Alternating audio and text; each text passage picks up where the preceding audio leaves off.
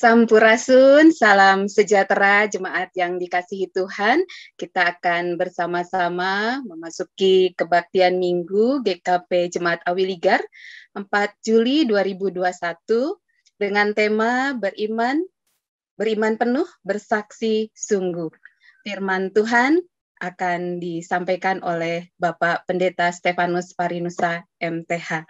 Baik, jemaat yang dikasihi oleh Tuhan, ini pertama kali kita bersama-sama ibadah secara online, secara keseluruhan, termasuk juga seluruh petugas. Sebelum kita masuk di dalam ibadah, saya akan membacakan pokok-pokok warta untuk menjadi perhatian jemaat. Sehubungan dengan semakin meningkatnya penyebaran virus corona, maka untuk beberapa minggu ke depan, kebaktian minggu dilaksanakan melalui Zoom meeting. Jemaat beribadah di rumah masing-masing. Link Zoom meeting akan diinformasikan melalui WA Group GKP Awiligar. Untuk kebaktian rumah tangga, juga seluruh kegiatan kategorial dari KPA, KPR, KPP, Komisi Pria, Komisi Lansia, dan juga kegiatan lainnya dilaksanakan juga secara online atau daring. Demikian disampaikan, kiranya jemaat dapat memakluminya. Untuk kegiatan sepekan, jemaat dapat melihatnya di jadwal di Warta Jemaat. Lalu kemudian majelis jemaat membuka layanan konseling secara online via telepon, WhatsApp, atau Zoom meeting, atau juga yang lainnya setiap hari Rabu dan Jumat atau Sabtu. Dipersilahkan untuk membuat janji terlebih dahulu atau langsung menghubungi Pendeta Stefanus Parinusa. Untuk warta selanjutnya, Sakramen Perjamuan Kudus dalam rangka Hari Pekabaran Injil Gereja Kristen Pasundan akan dilaksanakan hari Minggu 11 Juli 2021, minggu depan pada pukul 9 dan akan dilaksanakan secara online. Persiapan perjamuan kudus akan dilaksanakan dalam Awiligar Ngariung, kebaktian rumah tangga online pada hari Kamis 8 Juli 2021 pukul 18. Untuk paket roti dan juga anggur perjamuan serta amplop persembahan syukur perjamuan kudus diambil di gereja pada hari Sabtu 10 Juli 2021 pukul 10 sampai pukul 12 oleh perwakilan keluarga. Tim Litmuger akan menginformasikan pendaftaran paket roti dan anggur perjamuan yang diperlukan oleh masing-masing keluarga melalui WhatsApp grup jemaat. Dalam kebaktian perjamuan kudus 11 Juli 2021 akan dihimpun juga persembahan khusus mendukung program kesaksian Sinode GKP. Mohon jemaat mempersiapkan diri untuk mengikuti perjamuan kudus. Berikutnya dari Komisi Pelayanan Anak, untuk kebaktian anak-anak akan dilaksanakan secara online, mohon bantuan dari orang tua. Berikutnya telah dilaksanakan penutupan Bible Camp Klasis GKP Wilayah Priangan pada hari Sabtu 3 Juli 2021. Terima kasih kepada anak-anak yang sudah berpartisipasi dalam acara dan juga perlombaan Bible Camp 2021. Juga selamat untuk anak-anak sekolah minggu yang memenangkan lomba.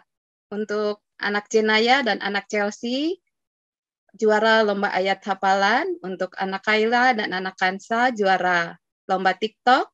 Untuk anak Keanu, juara lomba storytelling. Untuk Esther dan Theodore, juara lomba cerdas cermat Alkitab. Berikutnya dari Komisi Pemuda Remaja, Majelis mengundang pemuda remaja GKP untuk mengikuti pembinaan yang dilaksanakan oleh GKP dengan tema pengelolaan keuangan melalui Zoom meeting pada hari ini, 4 Juli 2021, pukul 19 sampai 21. Berikutnya, untuk pemahaman Alkitab diadakan 2 minggu sekali secara online via Zoom meeting, dan untuk pemahaman Alkitab tanggal 10 Juli 2021 bergabung dengan kebaktian rumah tangga tanggal 8 Juli 2021 sehubungan juga dengan akan adanya persiapan perjamuan kudus.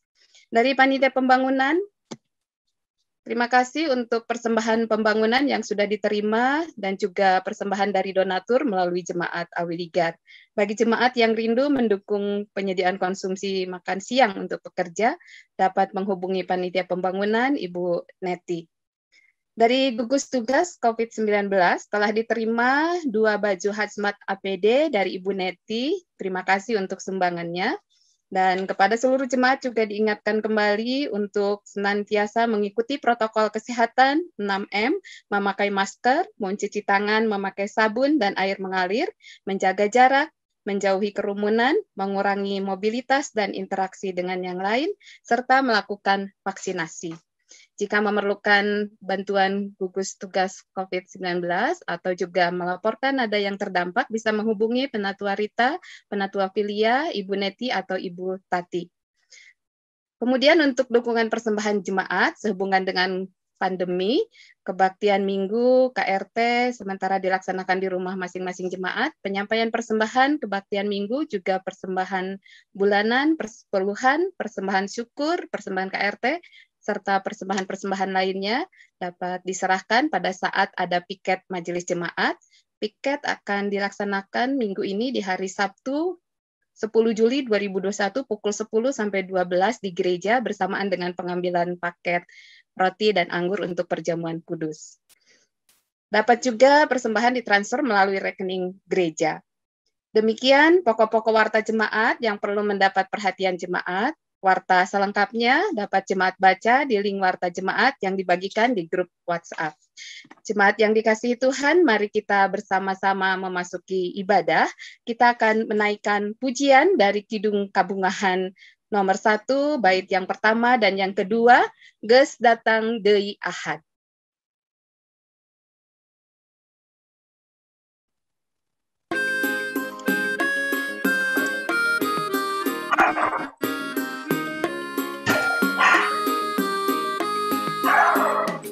Geus datang deui Ahad, poe kabungahan,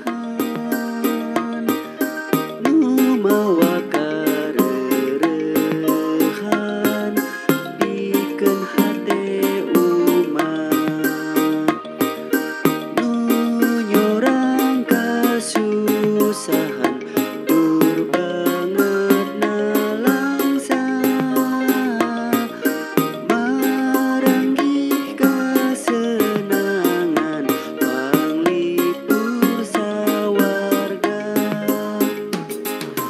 Geus datang deui Ahad, pasihan ti Gusti,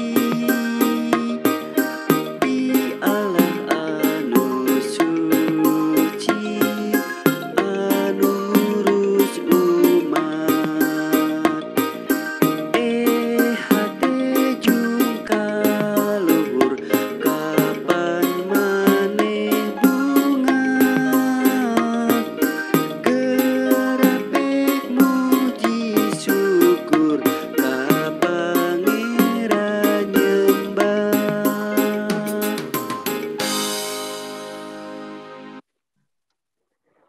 Sidang Jemaat Tuhan, kita akan awal ibadah di minggu pagi hari ini dengan sebuah pengakuan bahwa pertolongan kita adalah dengan nama Tuhan yang telah menjadikan langit dan bumi. Amin. Kasih karunia dan damai sejahtera dari Allah Bapa, Anak, dan Roh Kudus menyertai saudara-saudara. Dan menyertai saudara juga. Bapak, Ibu, Saudara yang kasih Tuhan, nas pembimbing dalam kebaktian minggu hari ini diambil dari 1 Korintus pasal 2 ayat 4 hingga ayat yang kelima.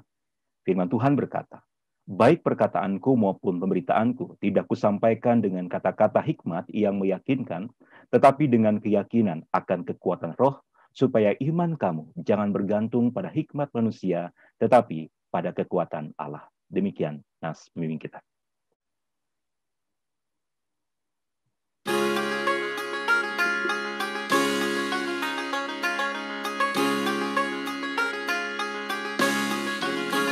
Sungguh inginkah engkau lakukan hal besar, jangan tunggu tiba saatnya. kini tugasmu kerjakan.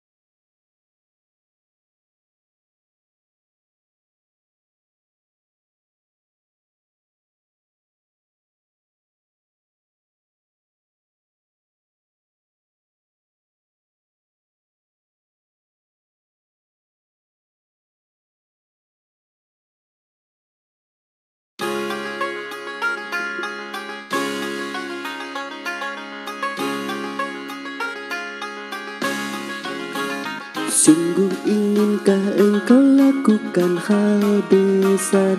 Jangan tunggu tiba saatnya. Kini tugasmu kerjakan dengan baik benar. Jadilah suluh dunia, jadilah suluh dunia, jadilah suluh dunia. Mungkin ada yang terhibur karena sinarnya. Jadilah suluh dunia.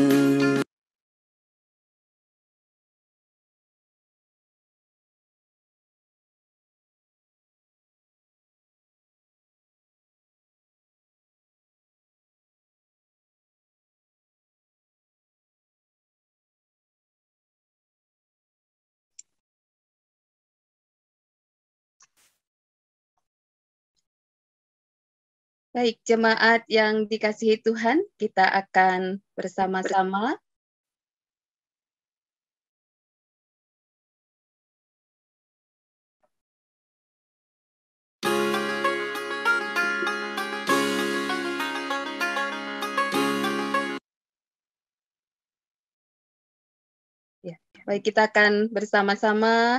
merendahkan diri di hadapan Tuhan. Kita akan menaikkan doa syukur kita. Mari kita satu di dalam doa. Allah yang penuh kasih, kami sungguh bersyukur atas penyertaan-Mu dalam hidup kami. Engkau Allah yang mengenal diri kami seutuhnya, dan tidak ada hal yang tersembunyi di hadapan-Mu. Berikanlah roh-Mu bagi kami, agar ibadah kami ini berkenan di hadapan-Mu. Kuduskanlah kami, agar dengan penuh kesungguhan kami melakukan ibadah bagi kemuliaan nama-Mu. Dalam nama Tuhan Yesus, kami berdoa dan bersyukur. Amin.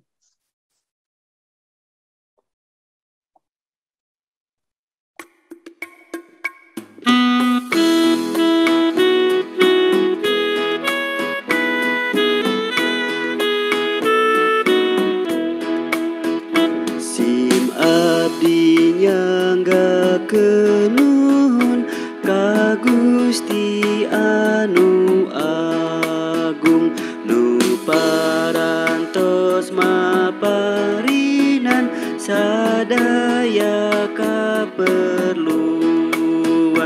Jukut-jukut tatangkalan kekembangan di tegalan. Resep mata resmi kasugri nu ningali.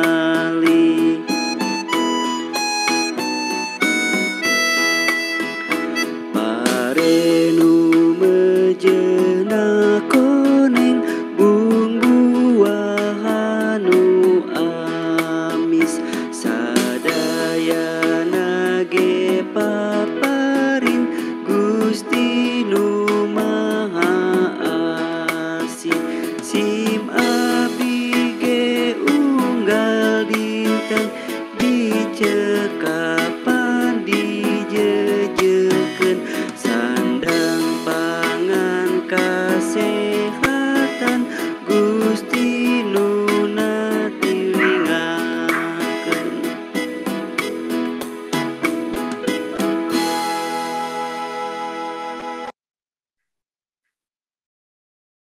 Marilah jemaat yang dikasihi Tuhan, kita merendahkan diri dan hati di hadirat Tuhan Allah kita dan mengakui segala dosa serta kesalahan kita.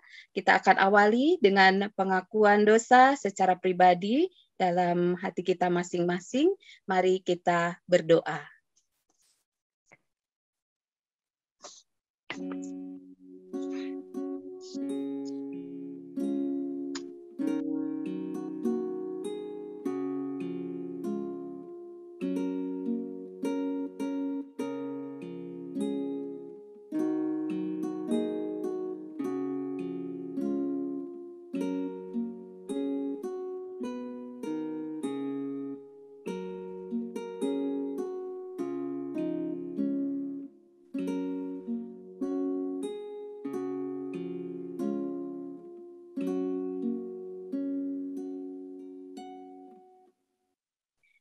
Ya Tuhan yang Maha Kuasa dan Maha Pengasih, kami merendahkan diri di hadapan-Mu dan mengaku bahwa kami adalah orang-orang berdosa seperti domba yang sesat yang berjalan menurut keinginan kami sendiri.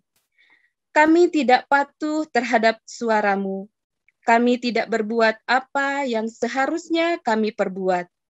Tetapi kami melakukan apa yang Tuhan larang. Kami tidak mempunyai kekuatan untuk melakukan kehendak-Mu. Tetapi kami tahu ya Bapa yang penyayang, bahwa Engkau tidak menghendaki kematian orang berdosa, tetapi supaya ia bertobat dan hidup. Sebab itu dengan percaya kepada Tuhan Yesus Kristus, Gembala yang baik, yang telah menyerahkan nyawanya pengganti segala domba. Kami berseru dan memohon kepadamu demi namanya. Ampunilah segala dosa kami dan kuatkanlah kami oleh Roh Kudus supaya kami dapat hidup menurut firman-Mu. Amin.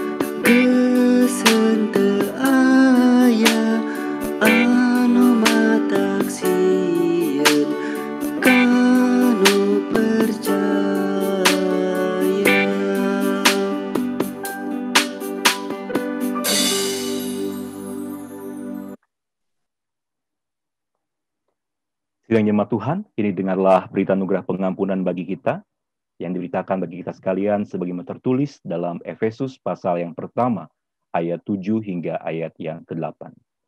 Sebab di dalam Dia dan oleh darahnya kita beroleh penebusan, yaitu pengampunan dosa, menurut kekayaan kasih karunia-Nya yang dilimpahkannya kepada kita dalam segala hikmat dan pengertian. Demikian berita anugerah pengampunan bagi kita sekalian. Syukur kepada Allah. Jemaat yang dikasihi oleh Tuhan, kembali kita akan memuji Tuhan melalui pembacaan Mazmur yang terambil dari Mazmur 123. Kita akan baca secara berbalasan dan nanti diakhiri dengan nyanyian dari Kidung Jemaat 48, Kemuliaan bagi Bapa. Mazmur 123.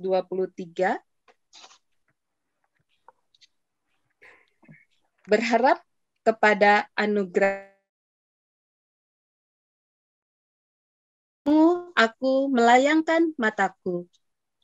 Ya, Engkau yang bersemayam di sorga.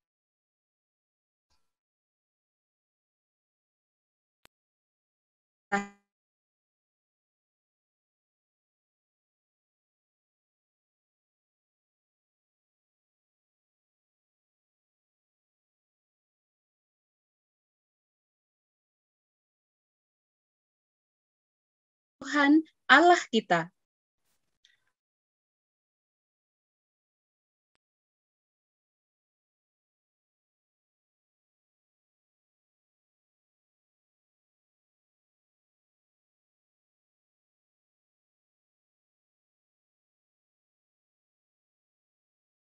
Kenyang. Dengan olok-olok orang-orang yang merasa aman, dengan penghinaan orang-orang yang sombong.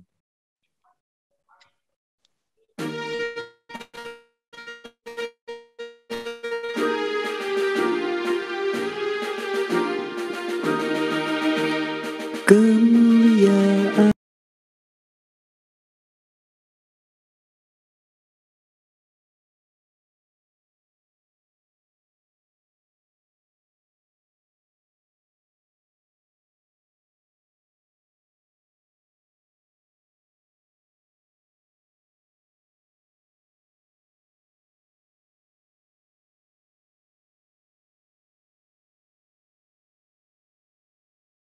Dahulu bagian bacaan firman Tuhan hari ini yang diambil sesuai dengan jadwal dari Majelis Sinode GKP. Firman Tuhan diambil dari Injil Markus pasal 6 ayat 1 hingga ayat yang ketiga. Kita persiapkan terlebih dahulu Injil Markus hingga ayat yang ke-13.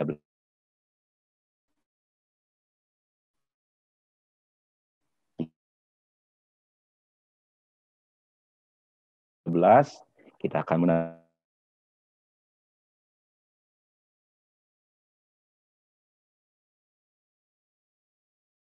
kita berdoa.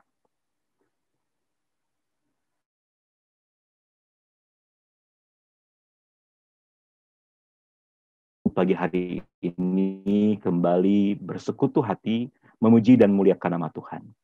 Dan pada minggu hari ini Tuhan, sesuai dengan situasi kondisi yang terjadi di tengah pandemi COVID-19 yang terus masif di lingkungan masyarakat kami, saat ini ibadah hari ini dilakukan secara online melalui fasilitas Zoom meeting. Kami percaya Tuhan bahwa Engkau Allah yang hadir bersama dengan kami. Engkau Allah yang menembus ruang dan waktu, menembus berbagai dimensi, dan saat ini kami percaya ada Roh Kudus Tuhan yang Engkau curahkan bagi kami semua yang beribadah dari rumah kami masing-masing. Kami percaya Tuhan menguduskan itu dan saat ini kami rindu untuk mendengarkan dan merenungkan firman Tuhan. Biarlah Roh Kudus menerangi hati kami semua, menerangi pikiran kami, menerangi keluarga kami, bahkan kebersamaan persekutuan kami, sehingga firman-Mu itu menjadi kekuatan dan cahaya bagi kami dalam melangkah dalam kehidupan yang begitu berat ini. Dan biarlah kami semua diberikan sukacita dan Roh Kudus juga menemani kami semua, sehingga Engkau juga menjamah hamba-Mu yang akan menyampaikan, sehingga apa yang disampaikan semuanya berasal dari Tuhan dan hanya untuk kemuliaan nama Tuhan. Di dalam Kristus Yesus kami berdoa. Haleluya. Amin. Markus pasal 6 ayat 1 hingga ayat yang ke-13. Ya. Ada dua bagian perikop. Yesus ditolak di Nazaret dan Yesus mengutus ke-12 rasul. Kemudian Yesus berangkat dari situ dan tiba di tempat asalnya. Sedang murid-muridnya mengikuti dia. Pada hari Sabat ia mulai mengajar di rumah ibadat dan jemaat yang besar takjub ketika mendengar dia dan mereka berkata, dari mana diperolehnya semuanya itu? Hikmat apa pula lah yang diberikan kepadanya? Dan mukjizat yang demikian bagaimanakah dapat diadakan oleh tangannya? Bukankah ia ini tukang kayu, anak Maria, saudara Yakobus, Yoses, Yudas, dan Simon? Dan bukankah saudara-saudaranya yang perempuan ada bersama kita? Lalu mereka kecewa dan menolak dia. Maka Yesus berkata kepada mereka, seorang nabi dihormati di mana-mana, kecuali di tempat asalnya sendiri, di antara kaum keluarganya dan di rumahnya. Ia tidak dapat mengadakan satu mukjizat pun di sana, kecuali menyembuhkan beberapa orang sakit dengan meletakkan tangannya atas mereka. Ia merasa heran atas ketidakpercayaan mereka. Lalu Yesus berjalan keliling dari desa ke desa sambil mengajar. Ia memanggil ke-12 murid itu dan mengutus mereka berdua-dua. Ia memberi mereka kuasa atas roh-roh jahat dan berpesan kepada mereka supaya jangan membawa apa-apa dalam perjalanan mereka, kecuali tongkat, roti pun jangan, bekal pun jangan, uang dalam ikat pinggang pun jangan. Boleh memakai alas kaki, tetapi jangan memakai 2 baju. Katanya selanjutnya kepada mereka, kalau di suatu tempat kamu sudah diterima dalam satu rumah, tinggallah di situ sampai kamu berangkat dari tempat itu. Dan kalau ada suatu tempat yang tidak mau menerima kamu, dan kalau mereka tidak mau mendengarkan kamu, keluarlah dari situ dan kebaskanlah debu yang di kakimu sebagai peringatan bagi mereka. Lalu pergilah mereka memberitakan bahwa orang harus bertobat, dan mereka mengusir banyak setan dan mengoles banyak orang sakit dengan minyak dan menyembuhkan mereka. Sampai sedemikian jauh pembacaan firman Tuhan. Berbahagialah setiap orang yang mendengar firman Tuhan, serta yang memelihara dalam hidupnya hari lepas hari. Haleluya.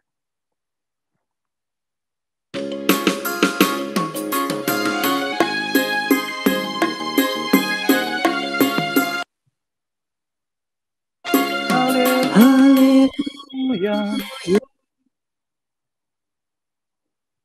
Haleluya.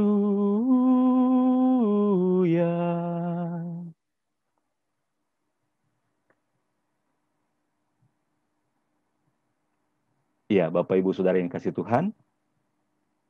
Shalom, apa kabar semua? Saya percaya kasih Tuhan boleh menyertai kita semua walaupun hari ini kita beribadah secara online dan juga dilakukan melalui fasilitas Zoom. Ini yang pertama ya dalam kebaktian minggu kita. Tapi kita percaya ini tidak akan menghilangkan sukacita bagi kita semua. Ya, Ibu Lina akan menyerahkan dulu slide-nya ke saya untuk dipindahkan nanti. Ya.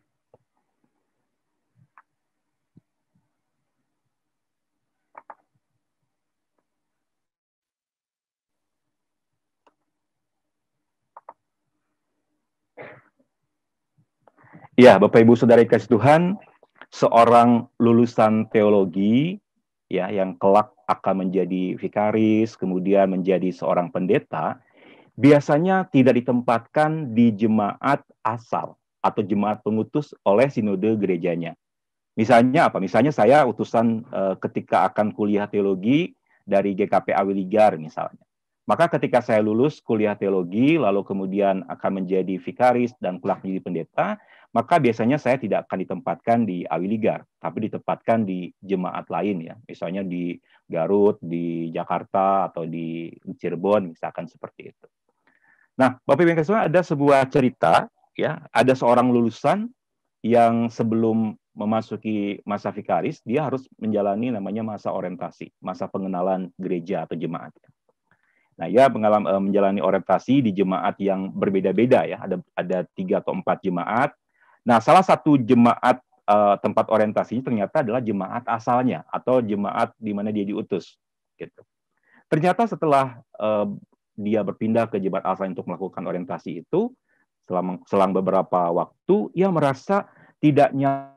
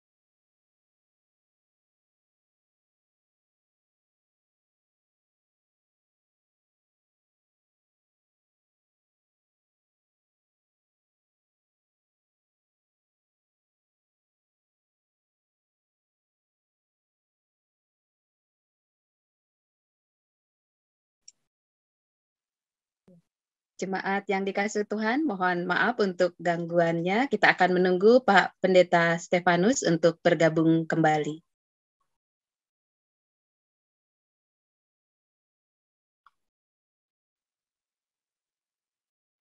Siap, selamat minggu. Maaf, ada terputus. Suara saya sudah bisa didengar kembali, Terita? Sudah, Pak, sudah. Ya, baik. Ya, baik. Terima kasih, mohon maaf sebelumnya. Ya, baik, kita baca lagi ya, Bapak Ibu ya, yang kasih Tuhan, bahwa jadi ketika si lulusan teologi ini ditempatkan di jemaat asalnya itu untuk melaksanakan orientasi, ia merasa tidak nyaman. Kenapa ia tidak nyaman? Karena apa? Karena ketika dia sedang melayani atau ketika dia sedang berkhotbah, dikatakan teman-temannya itu yang ikut beribadah itu mentertawakan gitu, bisik-bisik, mentertawakan. Jadi suasana ibadahnya itu nggak nyaman gitu. Lalu ketika ia selesai melayani, lalu kemudian ngumpul-ngumpul dengan jemaat, itu anggota jemaat itu cerita kalau biasanya kan ngumpul dengan pendeta itu atau dengan calon mahasiswa biasanya sharing tentang teologi gitu ya, tentang Alkitab. Nah, ini ceritanya adalah ngomongin masa kecilnya gitu. Oh, kamu kok bisa jadi pendeta ya gitu. Masih pendeta gitu, masih calon pendeta. Ya, kamu tahu nggak, kamu waktu kecil tuh, aduh, waktu kebaktian tuh kamu teriak-teriak gitu. Kok bisa ya sekarang kamu jadi calon pendeta dan sebagainya. Jadi merasa tidak nyaman gitu ya. Lalu juga belum lagi sikap yang tidak nyaman yang diterima oleh anggota jemaat yang lain yang juga merupakan teman-temannya. Jadi biasanya kan kalau lulusan teologi, calon vikaris itu kan dipanggilnya Kak, Mas, Kang atau Bapak gitu ya. Nah, ini kadang dipanggil nama dan namanya pun juga yang dipanggil nama kecilnya gitu ya. Sehingga ada orang-orang dari luar yang melihat itu juga merasa risih gitu. Kok manggil ke calon pendetanya dengan nama kecil gitu ya, bukan dengan panggilan atau sebutan yang lain gitu ya. Nah, karena itu maka intinya dikatakan bahwa ia merasa keberadaannya itu kurang dihargai ya sebagai calon pendeta di jemaat itu. Nah, tentu Bapak Ibu yang kasih Tuhan bahwa itu tidak semua begitu ya, tidak semua jemaat memperlakukan lulusan teologi, vikaris atau pendeta dari jemaat asalnya dengan kurang menghargai gitu ya. Ada juga pasti jemaat yang menghargai gitu ya. Nah, tetapi umumnya para vikaris, pendeta juga merasakan hal yang seperti itu. Nah, oke, saya boleh pindahkan lagi. Oh ya, ini.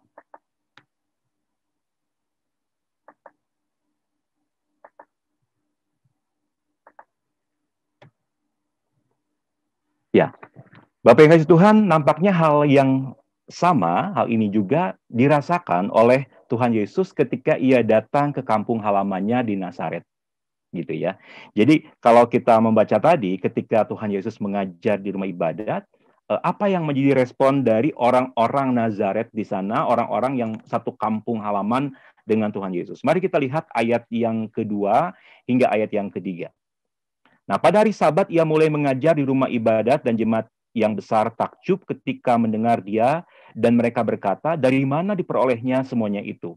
Hikmat apa pulakah yang diberikan kepadanya? Dan mukjizat-mukjizat yang demikian bagaimanakah dapat diadakan oleh tangannya?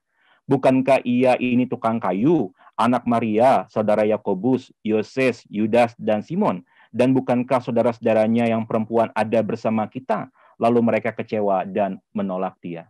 Nah, jadi ketika Tuhan Yesus mengajar di Nazaret, ya tempat kelahirannya itu, kampung halamannya, orang-orang itu kemudian bukan menerima apa yang diajarkan, tapi justru malah berbisik-bisik gitu ya, dengan mengatakan, itu kan Yesus ya, anaknya Maria, dia kan tukang kayu gitu ya. Dia kan anak adiknya ini dan sebagainya, dan saudara perempuannya kan ada bersama dengan kita.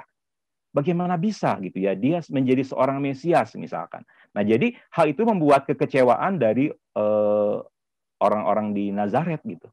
Karena mereka berasumsi bahwa tokoh yang seorang guru, seorang Mesias tentu yang mereka harapkan itu adalah sosok yang memang hebat gitu ya, sosok yang besar, bukan seperti Yesus yang memang mereka kenal mungkin pada waktu kecilnya, kenal dengan orang tuanya, kenal dengan saudara-saudaranya. Nah, di sini kita juga bisa melihat bagaimana Tuhan Yesus menyadari akan hal tersebut. Bagaimana dia ditolak gitu ya oleh masyarakat di Nazaret itu. Sehingga dalam ayat berikutnya, dalam ayat yang keempat, Tuhan berkata, maka Yesus berkata kepada mereka, seorang nabi dihormati di mana-mana kecuali di tempat asalnya sendiri, di antara kaum keluarganya dan di rumahnya. Jadi ini menarik gitu ya. Sangat menarik sekali karena apa? Karena ketika di Nazaret itu, karena orang-orang menolak, gitu ya, orang-orang itu tidak respect dengan Yesus, sehingga dikatakan dalam ayat yang berikutnya tidak ada mukjizat. Dalam ayat 5 ya. Dalam ayat 5, ia tidak dapat mengadakan satu mukjizat pun di sana, gitu, kecuali menyembuhkan beberapa orang yang sakit ya.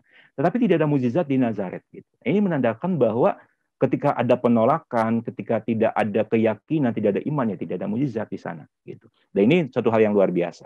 Nah, sidang jemaat yang dikasih Tuhan, walaupun memang tertulis di Alkitab tadi ya, dan pengalaman-pengalaman yang tadi sudah saya ceritakan di awal, saya berharap ya jika ada anggota jemaat kita yang sekolah teologi, lalu next-nya menjadi calon pendeta dan menjadi pendeta, maka janganlah kita menolaknya.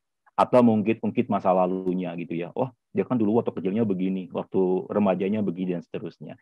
Jangan memandang dia bagaimana keluarganya, tapi pandanglah Tuhan yang telah mengutusnya. Sidang jemaat yang kasih Tuhan, karena ditolak di Nazaret, maka Tuhan Yesus kemudian melanjutkan kembali karya pelayanannya. Bahkan mengutus para murid-muridnya, dikatakan berdua-dua untuk mengabarkan kebenaran, pertobatan, dan juga melakukan mukjizat-mukjizat kesembuhan. Nah, ketika mengutus para murid, Tuhan dikatakan tidak Tuhan meminta para murid tidak membawa apa-apa kecuali tongkat. Ya, kita tahu bahwa tongkat tentu digunakan untuk menghalau binatang liar, ya, menghalau binatang buas dan sebagainya. Sehingga memang tongkat itu dibutuhkan. Tetapi tidak boleh membawa yang lain. Mari kita lihat ayat 7 hingga ayat yang ke-9. Ia memanggil ke-12 murid itu dan mengutus mereka berdua-dua. Ia memberi mereka kuasa atas roh-roh jahat dan berpesan kepada mereka supaya jangan membawa apa-apa dalam perjalanan mereka, kecuali tongkat. Roti pun jangan, bekal pun jangan, uang dalam ikat pinggang pun jangan. Boleh memakai alas kaki, tetapi jangan memakai 2 baju. Nah, saudara bayangkan ya, tidak boleh membawa roti, gitu ya. Tidak boleh membawa bekal, tidak boleh membawa uang, tidak boleh membawa baju salin atau baju ganti, cukup baju yang mereka kenakan, gitu. Nah, ini pertanyaannya adalah, kalau mereka tidak boleh membawa bekal, tidak boleh membawa roti, terus kalau mereka lapar gimana? Gitu ya. Ketika Tuhan Yesus mengutus mereka untuk melakukan karya pelayanan berdua-dua itu, gimana kalau mereka lapar? Gimana kalau mereka haus? Gimana kalau misalkan, karena itu kan waktunya cukup panjang ya, nggak cuma sehari berhari-hari. Di mana mereka tidur? Gitu ya. Kalau mau di penginapan, tentu kan harus membayar. Sementara mereka tadi dikatakan tidak boleh membawa uang.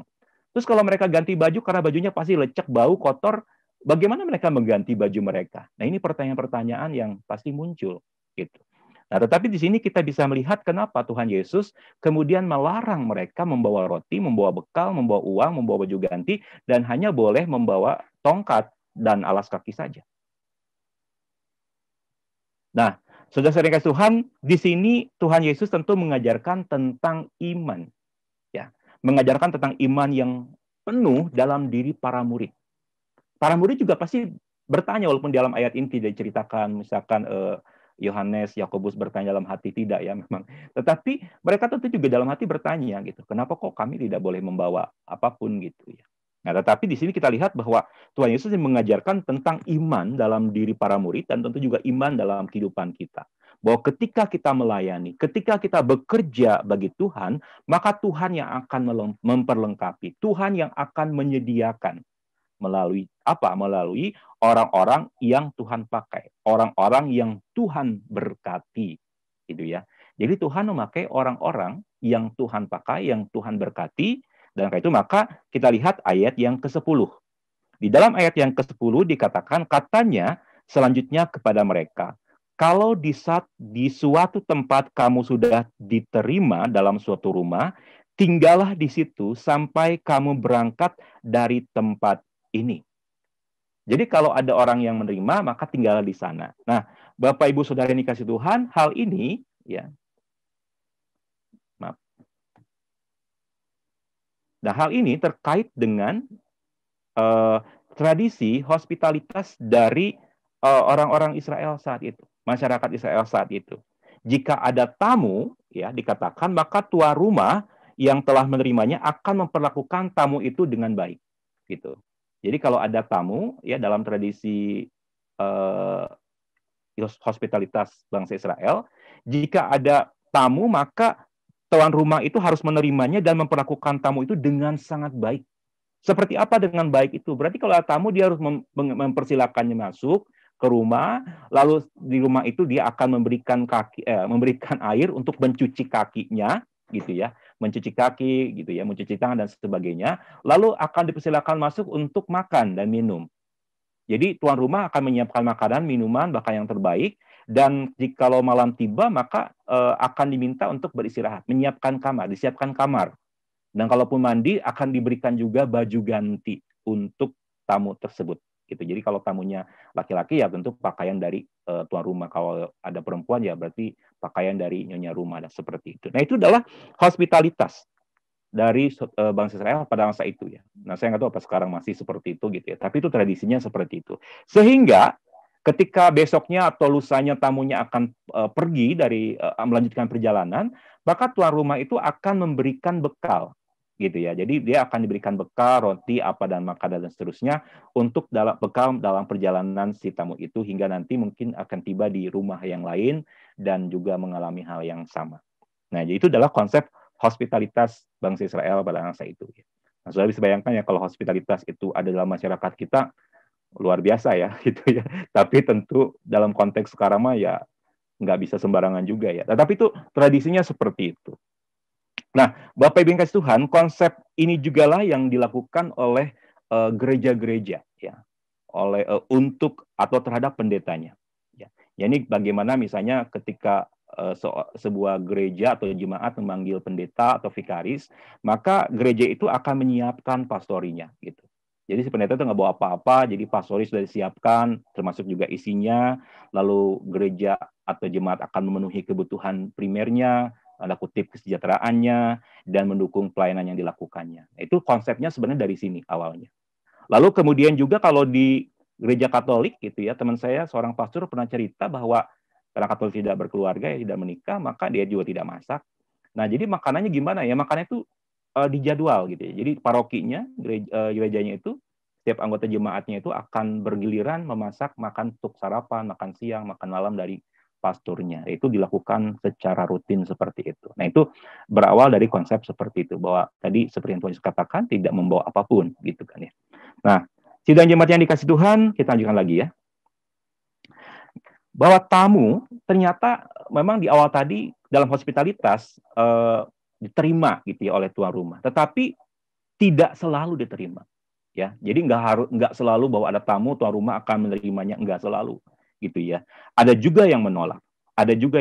Karena itu maka Tuhan Yesus berkata dalam ayat 11 dikatakan, dan kalau ada suatu tempat yang tidak mau menerima kamu, dan kalau mereka tidak mau mendengarkan kamu, keluarlah dari situ dan kebaskanlah debu yang di kakimu sebagai peringatan bagi mereka.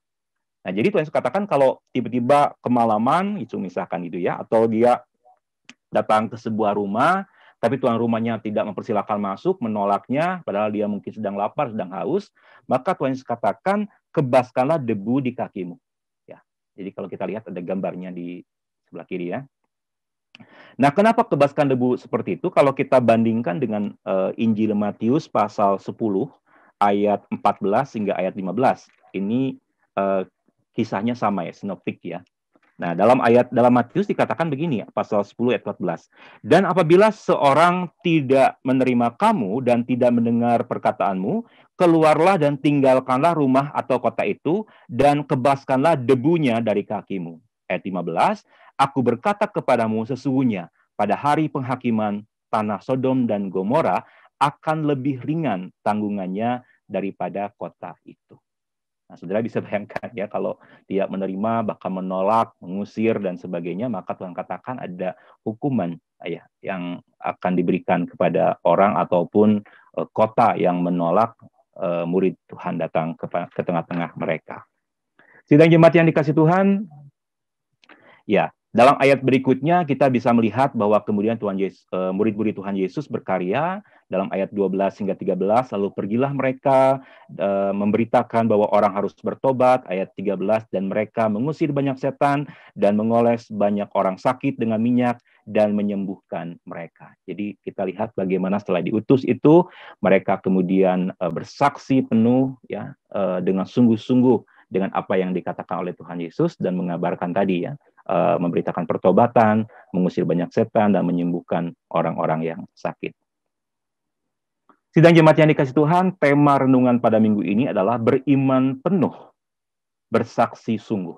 Ya, jadi temanya adalah beriman penuh, bersaksi sungguh. Nah, melalui tema dan pembacaan firman Tuhan hari ini ada 3 hal. Pesan firman Tuhan bagi kita, bagi saudara, dan juga bagi saya. Yang pertama adalah tentang respon terhadap penolakan. Ketika kita melayani Tuhan, ya baik sebagai penatua, ya teman-teman penatua semua, baik sebagai komisi-komisi pelayanan, ya baik sebagai tim pelayanan, ya dalam ibadah mingguan dan sebagainya, sebagai panitia dan sebagainya, ada kalanya memang seseorang itu mengalami atau mendapatkan penolakan. Penolakannya berupa misalnya kritikan ya. Kritik membangun sih bagus, ini kritikan yang menjatuhkan misalkan. Lalu cacian ya. Kalau orang Sunda bilang sudah melayani masih diomongkeun gitu dan sebagainya. Nah, bahkan ketika kita berbuat kebaikan dengan sesama ya, bagi sesama, kadang-kadang juga kita mendapatkan penolakan ya. Jadi di luar pelayanan di gereja, di dalam masyarakat ketika kita berbuat baik ke orang lain, bisa jadi kita pun juga mengalami penolakan. Ada sebuah cerita yang pernah saya baca gitu ya. Ini tentang kesaksian seorang ibu yang Kristen. Jadi sebuah lingkungan dia hanya dia sendiri yang Kristen dan orang-orang itu tahu kalau ibu ini Kristen gitu. Nah, lalu suatu hari dia melihat jalan di depan rumahnya itu sedang diperbaiki gitu ya. Nah, kebetulan jalan di Awiligar ini mulai besok kalau nggak salah ya akan dicor gitu. Jadi yang membawa kendaraan mungkin selama seminggu harus muter gitu ya kalau akan ke bawah gitu. Nah, jadi ibu ini melihat ada orang-orang yang sedang memperbaiki jalan di sekitar rumahnya dan dia kemudian peduli gitu. Duh, kasihannya itu orang panas-panas, kayaknya nggak ada yang bikin minum, makan juga kayaknya seadanya. Sehingga kemudian karena kepeduliannya, ibu ini kemudian membuatkan minuman dan membuatkan makanan-makanan kecil ya. Misalkan mungkin bala-bala gitu ya, pisang goreng untuk tukang itu. Lalu dia kemudian menghampiri para orang-orang itu ya, dan tetangga yang lain juga ada yang melihat, lalu dia memberikan, Kang mangga sok dilihat lah, mumpung masih kena panas gitu ya. Lalu ibu ini ya sudah dia ngasih ya dia pulang gitu ya. Tapi dia sempat lihat ke belakang, kok makanannya nggak dimakan gitu ya. Kok orang-orang malah bisik-bisik gitu ya. Terus tiba-tiba ada tetangganya juga yang datang lalu bisik ngobrol gitu, nggak tahu ngomong apa ke tukang-tukang itu. Sehingga akhirnya ya udah ibu ini ya udahlah terserah aja lah mau gimana gitu ya. Nah ternyata ada tetangga yang lain gitu ya yang bilang ke si ibu ini bahwa Bu kemarin ngasih makanan ya ke tukang. Iya saya ngasih, kasihan Bu mereka kepanasan, lapar, saya bikin aja bala-bala gitu ya. Saya seperti itu. Kenapa gitu Bu? Iya ternyata makanannya dibuang gitu ya. Jadi ternyata Bapak Ibu saudara, makanan yang diberikan oleh si ibu ini bukannya dimakan, minumannya bukan diminum, tapi malah dibuang. Kira-kira kenapa dibuang? Saya yakin Bapak Ibu saudara-saudara bisa ngerti ya kenapa makanan minumannya itu dibuang gitu ya. Nah, itu contohnya gitu ya. Tetapi melalui kesaksian tadi ya si ibu ini kemudian ya sudahlah kok dia tidak merasa sakit hati, ya udah kalau memang ya penting niat saya baik membantu ya kalau nggak dimakan dibuang ya sudahlah, yang penting saya tulus gitu ya. Nah, ini juga penting. Dengan penolakan-penolakan yang Bapak Ibu Saudara terima baik sebagai penatua ya, dengan kritikan, cacian, hinaan, bahkan ejekan-ejekan dan sebagainya, ketika kita melayani Tuhan, dimanapun kita berada, ketika kita membantu sesama kita, menolong tetangga kita dan sebagainya, tentu juga punya pengalaman yang sama ya dengan itu. Nah, jangan lantas membuat kita menyerah. Jangan lantas membuat kita kecewa. Kita harus terus move on, terus berjalan. Kita harus terus melakukan pelayanan kita dan kebaikan-kebaikan yang bisa kita lakukan. Jadi kalau ada yang menolak, ada yang mencibir, ada yang menghina dan sebagainya, kita belajar dari firman Tuhan ya, terus aja gitu ya, melakukan apa yang bisa kita lakukan, apa yang bisa kita perbuat. Jangan pundung gitu. Jangan misalkan gimana saya udah capek-capek melayani kok bukannya berterima kasih malah ngomongkeun gitu. Gimana sih saya sudah capek-capek masak, bantuin, bukannya berterima kasih, malah dibuang atau malah apa dan sebagainya. Nah, itu sikap umat percaya tidak seperti itu, Bapak Ibu ya. Dan saya percaya Jemaat Awiligar tidak seperti itu. Jadi kalau misalkan kebaikan-kebaikan kita, karya kita, pelayanan kita, tapi tidak diterima oleh orang, ditolak oleh orang lain, ya udah, nggak perlu kita sakit hati, bersyukur. Karena kita percaya apa yang kita lakukan itu tidak akan pernah sia-sia. Amin. Itu yang pertama ya, yang kita lakukan. Bagaimana beriman penuh, bersaksi sungguh, kita tetap move on, tetap melakukan kebaikan, karya pelayanan, walaupun mungkin ada orang-orang yang menolak kita. Yang berikutnya, beriman penuh, bersaksi sungguh, bagian yang kedua yang bisa kita lihat dalam pembacaan hari ini adalah tentang berkat yang telah dipersiapkan Tuhan. Ya. Seperti halnya para murid yang diutus, maka kita pun diutus ya. Bapak Ibu semua, baik saya sebagai pendeta, penatua, komisi, bahkan Bapak Ibu saudara semua sebagai jemaat Tuhan, kita semua diutus untuk berkarya di tengah-tengah kehidupan. Yaitu memberitakan Injil, kebenaran Tuhan, menjadi berkat bagi semua, menjadi surat Kristus yang terbuka yang dibaca oleh semua orang. Karena itu maka ketika saudara dipanggil Tuhan untuk berkarya melayani dalam hidup ini, jangan khawatir, jangan merasa cemas yang terlalu berlebihan. Ya. Kenapa saya katakan ketika kita melayani, jangan khawatir, cemas yang berlebihan. Ketika kita ingin membantu sesama, jangan cemas, khawatir yang berlebihan. Misalnya apa? Misalnya kita ingin melayani Tuhan ya di gereja, tetapi kita tidak pandai berkata-kata. Nah ini ada ya orang yang saya ingin melayani ya, tapi aduh saya tuh kalau ngomong itu atau bicara di depan umum itu grogi gitu. Kalau disuruh berdoa itu, aduh, udah ngeblank gitu ya, udah nggak tahu ngomong apa dan sebagainya. Nah itu seperti itu, jangan merasa khawatir ya. Atau ketika ingin membantu sama kita yang kekurangan, kita merasa khawatir, tuh saya ingin bantu sih, tapi saya aja kurang gitu, saya aja nggak cukup, gimana saya bisa bantu ya? Ya udahlah nggak usah bantu. Nah itu hari ini diingatkan ya, kita belajar dari firman Tuhan tentang kesediaan diri dan iman kita kepada Tuhan. Jadi yang pertama itu adalah adanya kesediaan dalam diri kita dan iman kita kepada Tuhan. Ketika kita punya hati, ketika saudara punya hati untuk melayani, ketika saudara punya kerinduan untuk menjadi berkat, maka Tuhan pasti akan membuka jalan. Maka Tuhan pasti akan menyiapkan berkatnya bagi saudara, maka Tuhan akan memperlengkapi saudara untuk melayani, untuk menjadi berkat bagi sesama sesuai dengan apa yang menjadi kerinduan kita masing-masing. Nah, Bapak Ibu yang kasih Tuhan, ada sebuah cerita juga ini tentang seseorang yang rindu. Ia rindu untuk membantu pelayanan gereja.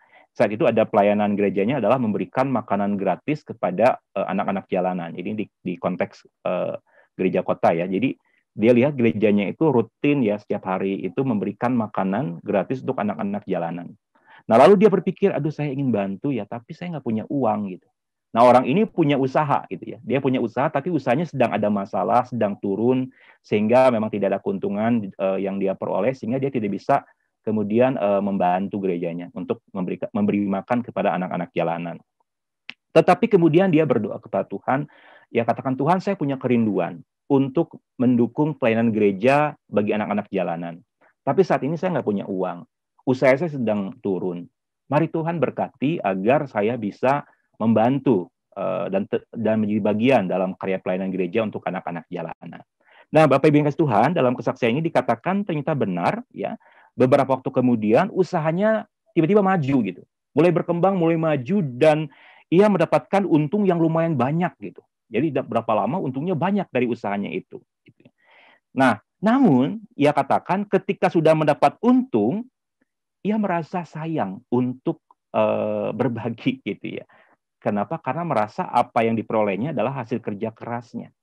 Jadi ketika dapat untung, dia mikir lagi, aduh, udah untung banyak nih, tapi kalau saya bagikan ke gereja untuk anak-anak jalanan, lebar pisannya. Ini kan hasil kerja saya, yang capek saya, yang pusing saya, yang banyak tekanan saya.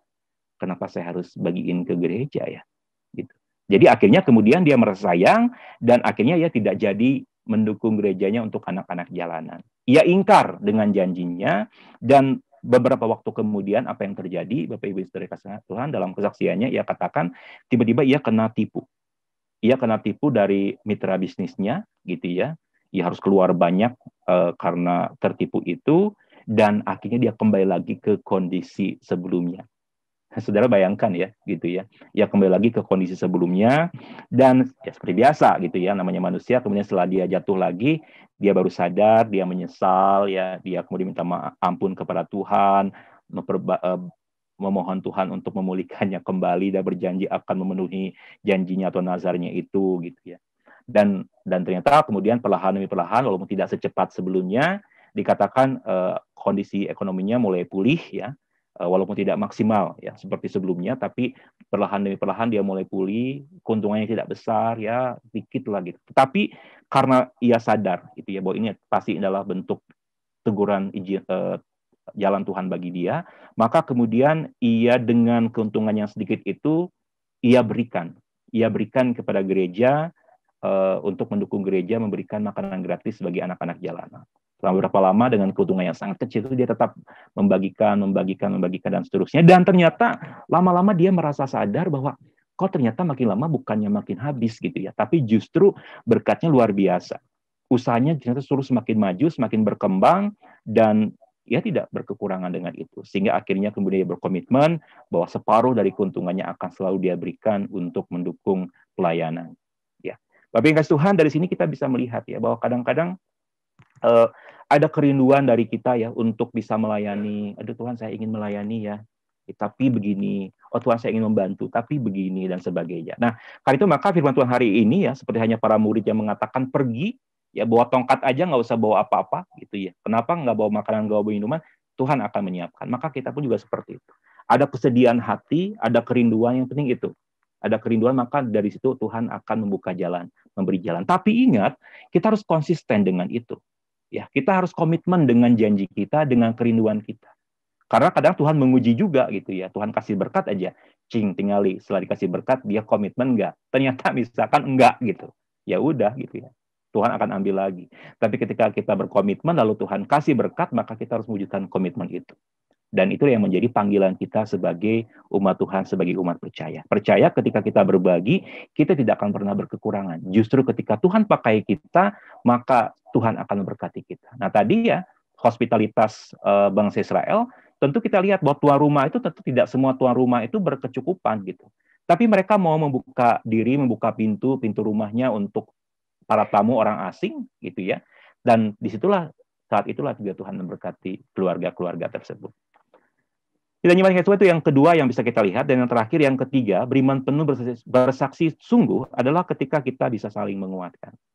Pandemi COVID-19 ini adalah pergumulan kita bersama. Tantangan kita sekaligus peluang dan kesempatan kita untuk bersaksi dan melayani dengan apa yang bisa kita lakukan. Dan gimana kasih Tuhan, jadi dengan pandemi COVID-19 ini memang ini menjadi tantangan kita, pergumulan kita semua, bahkan kita boleh beribadah saat ini melalui Zoom ini. Nah, tetapi juga kita harus melihat bahwa ini bukan sekedar tantangan, ini bukan sekedar pergumulan, tapi juga ini adalah peluang, ini adalah kesempatan bagi kita untuk apa? Untuk bersaksi.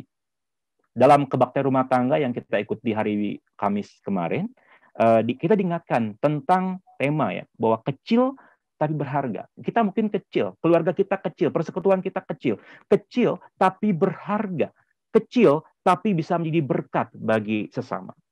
Dan Tuhan tidak melihat kecil besarnya, tapi soal ketulusan, soal kualitas. Kecil tapi punya kualitas hati yang besar, itu adalah yang terbaik. Nah, jadi jemaat dikasih Tuhan, di sini kita bisa melihat bahwa kecil tapi berharga itu bukan sebatas slogan, tapi komitmen kita bersama. Kita bersaksi, kita melayani bagi sesama dengan apapun yang bisa kita lakukan, sehingga mereka yang misalnya saudara kita yang terpapar COVID misalkan gitu ya, maka mereka merasa sukacita. Mungkin kita tidak bisa memberikan makanan minuman kepada mereka, tapi kita bisa memberikan WhatsApp gitu ya, atau telepon gitu ya, mengatakan apa kabar gitu ya, bagaimana keadaannya. Mungkin saat ini sedang badannya nggak enak ya, tapi percaya dan yakin bahwa Tuhan pasti akan memulihkan misalkan. Nah, jadi itu bentuk kesaksian, bentuk bagaimana kita diberkat dengan sesuatu yang sederhana, yang kecil, kepedulian yang bisa kita lakukan. Ya lebih baik lagi kalau misalkan kita berbagi juga ya, misalkan di rumah saya ada pisang, saya antar pisang ya untuk Bapak Ibu gitu. Atau saya ada kelapa nih gitu ya, kelapa kan bagus ya untuk yang COVID, nanti saya antar ya, bisa seperti itu. Nah itu juga bisa dilakukan. Gitu ya. Sehingga mereka yang terpapar itu merasa sukacita. Mereka yang ketakutan itu menjadi damai sejahtera karena apa? Karena perhatian dan cinta kasih serta doa yang kita berikan. Dan dengan demikian tentu nama Tuhan akan dimuliakan. Nah bagi saudara saat ini yang terpapar COVID-19, kita tahu bahwa beberapa anggota jemaat kita saat ini juga terpapar, maka mungkin kondisi saudara saat ini lemah. Ya. Tetapi tidak lantas itu tidak menjadikan alasan bagi kita untuk tetap bersukacita, untuk tetap bersaksi. Keadaan kita yang sedang sakit ini menjadi berkat bahwa dalam kondisi yang kita alami, terpapar, lemah, sakit, dan sebagainya, kita tetap bisa bersukacita, kita tetap bisa memiliki damai sejahtera, sehingga ini bisa menguatkan orang lain yang mengalami hal yang sama. Tapi Ibu, ketika saya dulu dirawat di Immanuel, gitu ya, saya banyak teman-teman yang ngirim pesan WhatsApp, telepon, khususnya beberapa yang juga terpapar gitu ya. Bahkan mereka juga merasa kayak terpapar tapi ternyata enggak. Nah mereka tanya gimana kondisinya, lalu saya ceritakannya baik-baik saja kok, saya gini-gini, saya lagi ngerjain tugas dan sebagainya. Loh, kok begitu ya? Kayaknya enggak seserem yang di berita-berita. Saya bilang ya enggak sih, tergantung kondisinya. Tapi yang saya alami ya begini-begini dan sebagainya. Lalu mereka membuat, oh ternyata enggak setakut yang dipikirkan ya gitu. Nah itu kemudian ketika mereka mengalami, mereka lalu ngasih tahu, Steph, saya lagi sakit nih, tapi saya seperti yang kamu katakan gini-gini, ternyata iya ya gini-gini. Itu menguatkan, ya, memberikan berkat. Jadi kondisi kita yang lemah justru menjadi berkat bagi orang lain. Mereka bisa melihat bahwa kita punya semangat, dan semangat itu juga yang kemudian jadi kekuatan mereka dalam menjalani kehidupan. Nah, jadi Bapak Ibu Tuhan, itulah ya, saling menguatkan satu dengan yang lain dalam kondisi-kondisi kelemahan tubuh kita. Sidang jemaat yang dikasih Tuhan, ya, kiranya firman Tuhan hari ini memberi kita kekuatan bersama, ya, kekuatan yang baru untuk terus beriman di tengah-tengah kondisi kita saat ini. Kita terus beriman penuh kepada Tuhan, tidak pernah meninggalkan Tuhan. Tetapi sekaligus juga menjadi sebuah kesempatan, peluang bagi kita untuk tetap bersaksi bagi kemuliaan Tuhan, bersaksi dengan sungguh bagi kemuliaan namanya. Tuhan memberkati kita sekalian. Amin. Mari kita bersatu.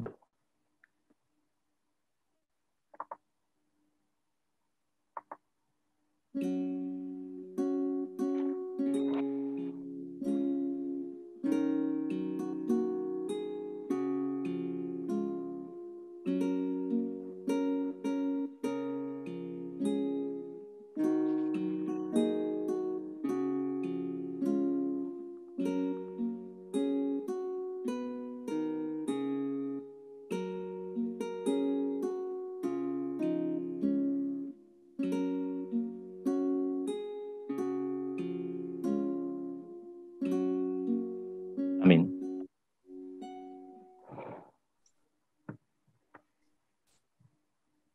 Jemaat yang dikasihi oleh Tuhan, bersama dengan gereja dari segala abad dan tempat, kita akan mengikrarkan pengakuan iman kita dengan pengakuan iman rasuli dan sikap yang baik. Mari kita ungkapkan bersama-sama demikian. Aku percaya kepada Allah yang Maha Kuasa, Khalik langit dan bumi, dan kepada Yesus Kristus anaknya yang tunggal Tuhan kita, yang dikandung daripada Roh Kudus, lahir dari anak darah Maria, yang menderita di bawah pemerintahan Pontius Pilatus, disalibkan, mati, dan dikuburkan, turun ke dalam kerajaan maut. Pada hari yang ketiga, bangkit pula dari antara orang mati, naik ke surga, duduk di sebelah kanan Allah, Bapa yang Maha Kuasa. Dan dari sana ia akan datang untuk menghakimi orang yang hidup dan yang mati. Aku percaya kepada Roh Kudus, gereja yang kudus dan persekutuan orang kudus, pengampunan dosa, kebangkitan daging, dan hidup yang kekal.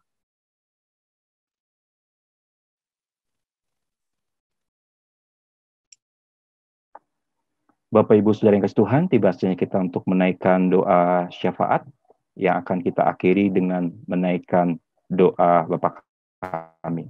Mari kita arahkan hati kita kepada Tuhan, secara khusus juga kita doakan bagi saudara kita yang saat ini terpapar COVID-19 dan juga bagi kesehatan kita semua. Mari kita berdoa.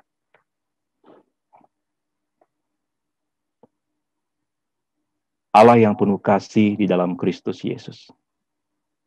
Di tengah-tengah keprihatinan kami bersama pada saat ini, kami percaya bahwa tangan Tuhan senantiasa menyertai dan memberkati kami.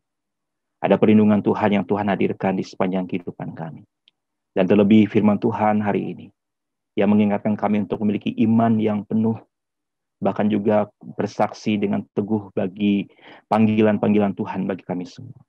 Biarlah firman Tuhan yang kami dengarkan, kami renungkan bersama ini, bertumbuh dan berbuah dalam kehidupan kami. Sebagai bagian dalam persekutuan saat ini kami berdoa secara khusus bagi pelayan-pelayan Tuhan di GKP Awiligar.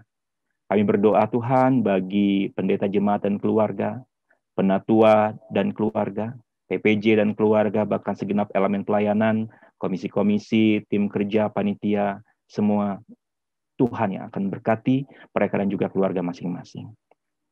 Kami juga berdoa bagi setiap pribadi yang melayani dalam kebaktian Zoom meeting hari ini, biarlah Tuhan juga berkati setiap pribadi-pribadi yang menjadi bagian dalam pelayan Tuhan dalam kebaktian hari ini. Allah yang penuh kasih, sebagai bagian dalam persekutuan di GKP Awiligar, kami juga berdoa pada minggu ini bagi keluarga kami, Bapak Sani Ibrahim Manta, Bapak Sardi Suryadi, dan Ibu Sari. Tuhan yang akan menjamah saudara kami dan memberkati kehidupan yang mereka jalani. Kami juga bersyukur atas segala berkat yang Tuhan nyatakan bagi saudara kami yang pada minggu ini akan berulang tahun. Kami berdoa bagi Ibu Siti Hasanah, kami berdoa bagi saudara Rizkia Reliana Wanareja, kami berdoa bagi anak Adriel Musa Koromat, kami berdoa bagi Ibu Filia Juliani Jalimun, kami juga berdoa bagi Ibu Lina Julita Naomi Silalahi, kami berdoa bagi Bapak Dadan Darmawan, dan kami berdoa bagi Ibu Nungki Adara. Biarlah saudara kami yang berulang tahun pada minggu ini, Tuhan berkati dengan berkat yang melimpah di sepanjang kehidupan yang mereka jalani. Bahkan kami juga berdoa bagi ulang tahun pernikahan Bapak Haris Irianto Priani dan Ibu Riyati. Tuhan juga yang akan memberkati pernikahan dan keluarga Pak Haris dan Ibu Riyati dengan segala berkat yang tercurah. Allah yang penuh kasih, pada saat ini juga kami teringat saudara kami yang lemah tubuh yang sakit. Kami berdoa bagi Bapak Beni Tanu Suharjo, kami berdoa bagi Ibu Esther Sirirendra, kami berdoa bagi Bapak Sahwi Aliani, kami berdoa bagi Ibu Mimin Rukmini, atau Ibu Sahwi yang saat ini dirawat di Boromius. Kami juga berdoa bagi Saudara Yayat Supriyatna, berdoa juga bagi Ibu Ima Sumiati dan Ibu Dalia Novitasari yang saat ini juga dirawat di Rumah Sakit Immanuel. Allah yang penuh kasih, kami juga berdoa bagi saudara kami yang menjalani isolasi mandiri. Kami berdoa bagi Ibu Fresiani Indria, Ibu Nurmalia Tuti Haryati, Saudara Eran Saskia, Saudara Reza Pelani, Saudari atau anak kami Ribka Rianda Adisma, Saudara Anggi Prayogi, Ibu Sri Menarni, Ibu Frila Ardiasari. Biarlah Tuhan yang akan menjamah saudara kami yang saat ini dirawat di rumah sakit, berikan kesembuhan, mukjizat Tuhan, berkat Tuhan, sehingga seluruh biaya yang dibutuhkan dapat tercukupi dengan baik.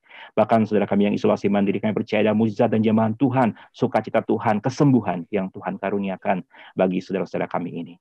Kami juga berdoa Tuhan bagi saudara kami dalam proses pemulihan, Saudari Susan Octavian Andriata, Ibu Nurdiana, Saudari Risnawati Pai, Bapak Hasiano Sihaan, Ibu Renta Siombing, Saudara Herman Raimundo, dan Saudari Helena Flobia. Tuhan juga yang akan menjamah, Tuhan yang akan memberkati saudara kami ini. Allah yang penuh kasih, kami juga berdoa saat ini bagi orang tua kami kaum sepuh. Kami teringat kepada Bapak Sawi Aliani, Bapak Beni dan Suharjo, Bapak Pendeta Hada Andriata, Bapak Damaskus Jalib, Bapak Katuk Matindas, Ibu Ino Suryati, Ibu Ratmana, Ibu Sari, Ibu Nelly Jalimun, Ibu Esther Sirirendra, Ibu Atik Nuryati, Ibu Mimin Rukmini, dan Ibu Titi Suhayati. Kami juga berdoa Tuhan berkati orang tua kami, kaum sepuh, berikan sukacita, bahkan juga kesehatan, berkat yang tercurah di dalam kehidupan yang mereka jalani. Allah yang penuh kasih, kami juga berdoa bagi setiap program kegiatan pelayanan yang ada di GKP Awiligar. Tuhan berkati, bahkan juga proses pembangunan yang saat ini sedang berlangsung. Kami bersyukur Tuhan bahwa Engkau Allah yang tidak pernah meninggalkan kami. Engkau telah menyiapkan berkat yang luar biasa dan terus mencukupkan apa yang menjadi kebutuhan-kebutuhan kami. Mari Tuhan berkati panitia yang bekerja, bahkan juga tim-tim yang bekerja keras untuk menggalang dana, bahkan kami semua di dalamnya sebagai bagian dari karya Tuhan untuk membangun GKP Awiligar ini. Kami juga berdoa bagi kontraktor, bagi tukang-tukang, berikan komitmen, berikan juga berkat kepada mereka sehingga mereka boleh menjalankan apa yang menjadi tugas mereka dengan baik, sehingga boleh menyelesaikan dengan hasil yang terbaik bagi pembangunan gereja kami ini. Allah yang penuh kasih, kami juga berdoa bagi setiap pergumulan keluarga kami masing-masing. Kami berdoa Tuhan bagi suami, istri, orang tua, anak-anak kami yang akan kuliah, melanjutkan studinya, anak-anak kami yang sedang bekerja, bahkan mencari pasangan hidup. Biarlah Tuhan juga yang akan buka jalan bagi setiap pergumulan-pergumulan kami.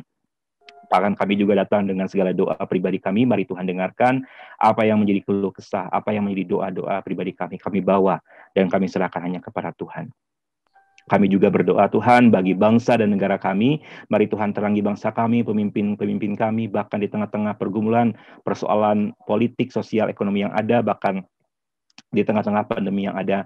Tuhan buka jalan, Tuhan terangi bangsa kami. Tuhan jamah para pemimpin kami untuk memiliki visi, hati, bagi kemuliaan Tuhan untuk membangun negeri kami ini. Allah yang penuh kasih, inilah doa harapan kami Tuhan. Biarlah kami sebagai bagian dari masyarakat juga boleh terus berdoa agar kondisi kami menjadi lebih baik, dan dengan demikian nama Tuhan dimuliakan. Allah yang penuh kasih, inilah seluruh doa dan harapan kami. Kami serahkan kehidupan pribadi kami, keluarga, pekerjaan, usaha kami, bahkan studi kami, dan juga bangsa dan negara kami, hanya ke dalam kuasa dan kasih dari Tuhan. Doa ini kami alaskan hanya di dalam nama Tuhan kami Yesus Kristus yang telah mengajarkan kami berdoa. Bapa kami yang di sorga, dikuduskanlah namamu, datanglah kerajaanmu, jadilah kehendak-Mu di bumi seperti di sorga. Berikanlah kami pada hari ini makanan kami yang secukupnya, dan ampunilah kami akan segala kesalahan kami, seperti kami juga mengampuni orang yang bersalah kepada kami. Dan janganlah membawa kami ke dalam pencobaan, tetapi lepaskanlah kami daripada yang jahat. Sebab Engkau yang punya kerajaan, dan kuasa, dan kemuliaan, sampai selama-lamanya. Amin.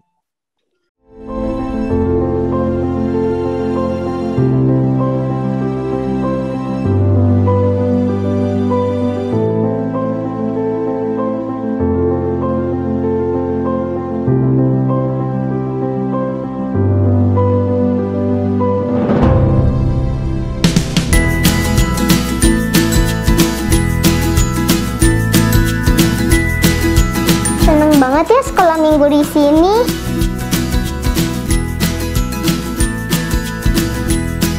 Kalau bisa sih gerejanya dibesarin.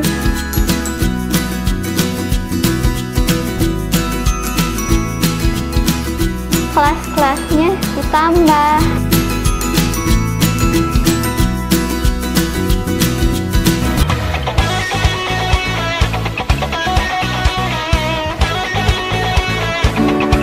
Belajar Alkitab bareng-bareng.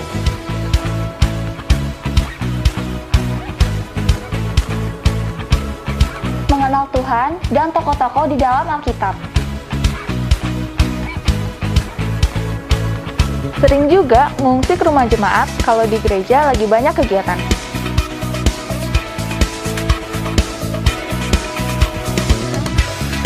Apapun talenta kami, di sini tempatnya kami mengembangkan diri.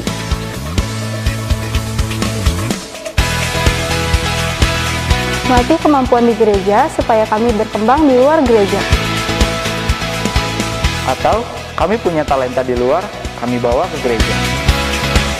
Dengan bangunan yang lebih luas dan lebih nyaman, tentu kegiatan kami jadi bisa terarah. Sehingga pembinaan iman, mental, dan karakter kami bisa maksimal.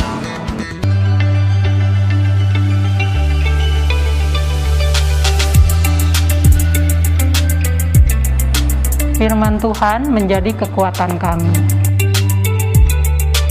Bersekutu agar iman kami bertumbuh bersama.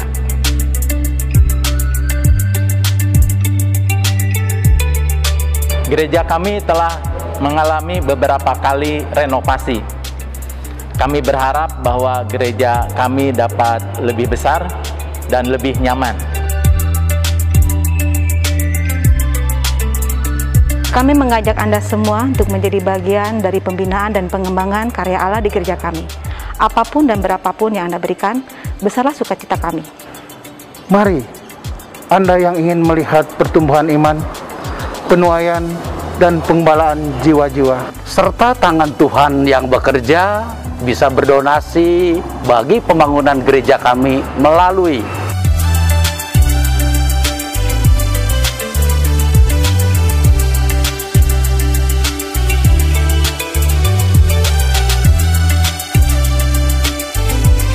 Bertolong-tolonganlah menanggung bebanmu, demikianlah kamu memenuhi hukum Kristus. Galatia 6 ayat 2.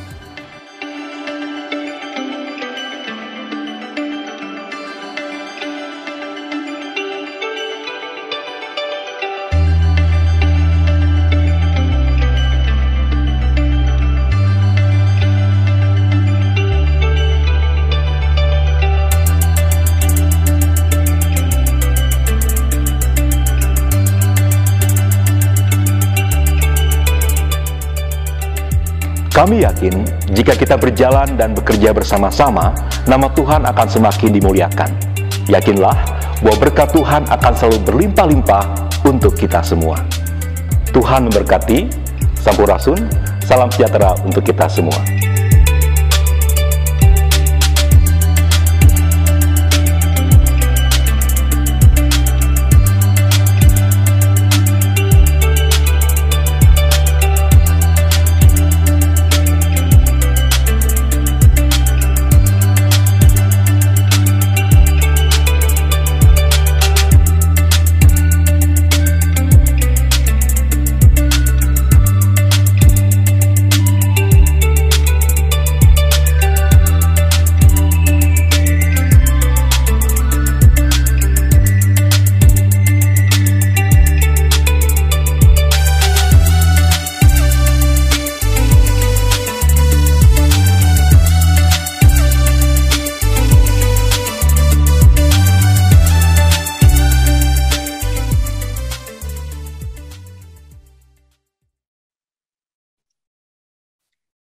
Jemaat yang dikasihi Tuhan, kini tiba saatnya bagi kita untuk menyatakan syukur kita.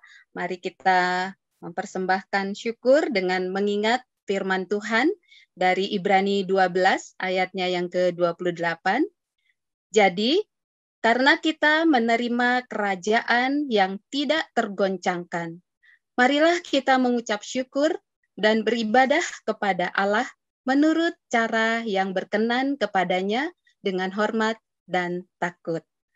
Persembahan akan dikumpulkan di keluarga masing-masing dan nanti dapat diserahkan kepada majelis jemaat yang piket atau melalui transfer ke rekening operasional gereja.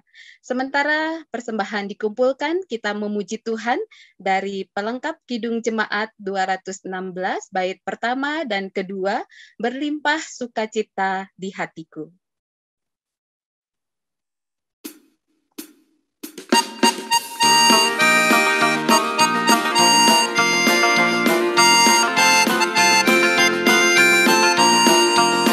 Berlimpah sukacita di hatiku, di hatiku, di hatiku. Berlimpah sukacita di hatiku, tetap di hatiku.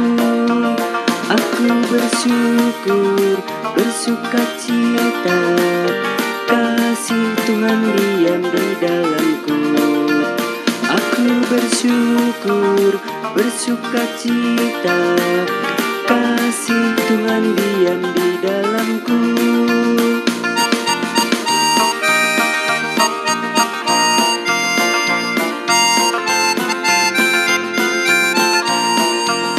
Damai sejahtera melampaui akal di hatiku, di hatiku, di hatiku. Damai sejahtera melampaui akal di hatiku, tetap di hatiku. Aku bersyukur, bersukacita, kasih Tuhan diam di dalamku. Aku bersyukur, bersukacita, kasih Tuhan diam di dalamku.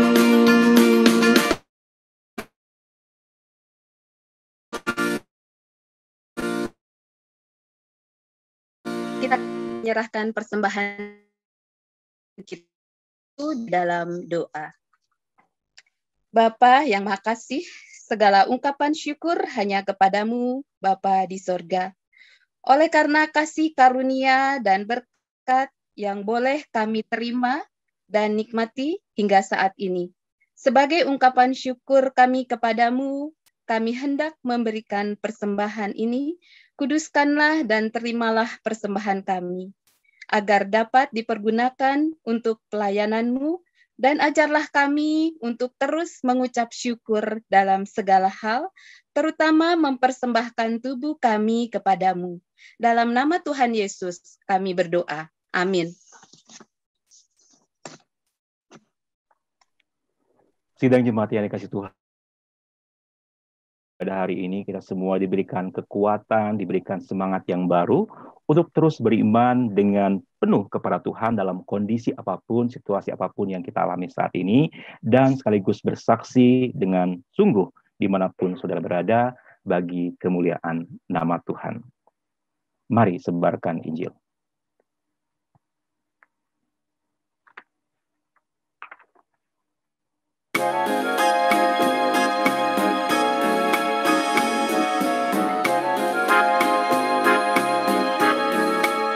Mari sebarkan Injil ke seluruh dunia. Mari kabarkan nama Yesus Maha Mulia. Besar kasih-Nya bagiku dan bagi kita semua. Dia mati bagi umat manusia. Mari sebarkan, hai mari wartakan. Keselamatan oleh Tuhan tiada terperi, dan teruskan serta beritakan rahmat ilahi dalam Yesus diberi. Bukalah hatimu, mari terima Dia. Buanglah congkakmu dan tetaplah percaya. Dekaplah Yesus Tuhanmu agar hidup berseri segala puji.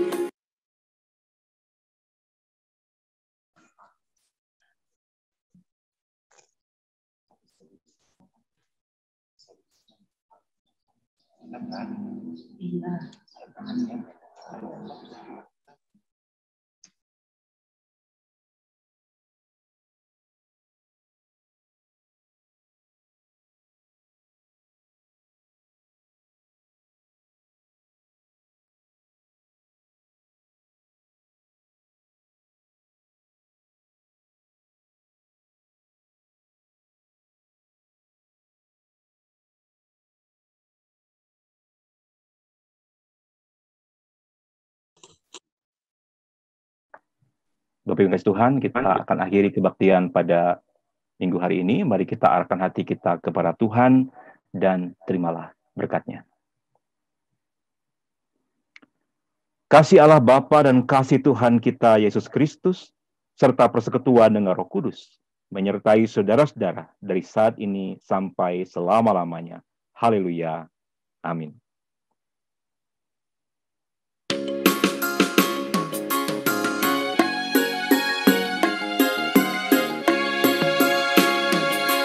Amin, amin, haleluya, amin, haleluya, amin, amin.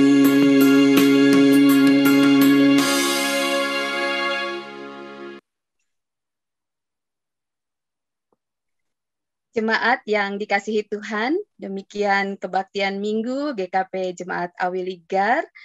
Salam sehat dan tetap mengikuti protokol kesehatan. Terima kasih untuk seluruh jemaat yang sudah bergabung dengan kita, dan hadir bersama kita juga Pendeta Yohanes Bambang Mulyono dari Universitas Kristen Maranatha. Terima kasih, selamat beraktivitas, Tuhan memberkati kita.